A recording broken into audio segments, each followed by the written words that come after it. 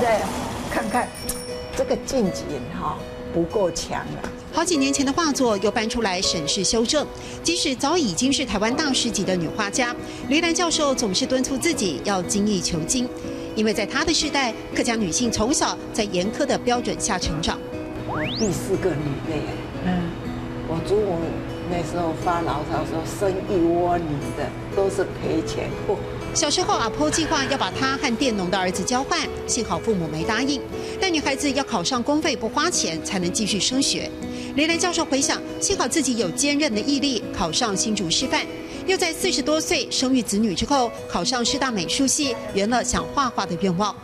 这个客家西福村，这个三合院、美浓，这棵树还在耶。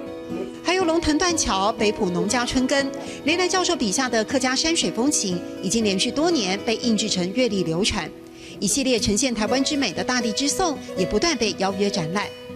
现在科技进步，还可以投影，还可以请学生帮忙。我从来没这样的。画中有情，更能触动人心。画作满室，黎兰教授却谦称，如果有一张画画得还不错，成就感会牢牢地在心底。他更不敢忘的是自己背负的期待。这一幅《正义高飞》是恩师林玉山老师对他的教诲。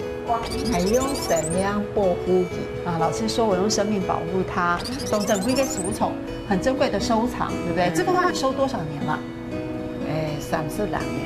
30多年对黎兰教授而言只是个阶段。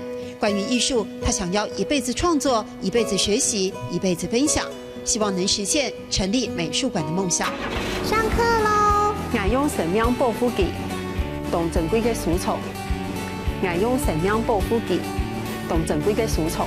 谢谢钟怡老师。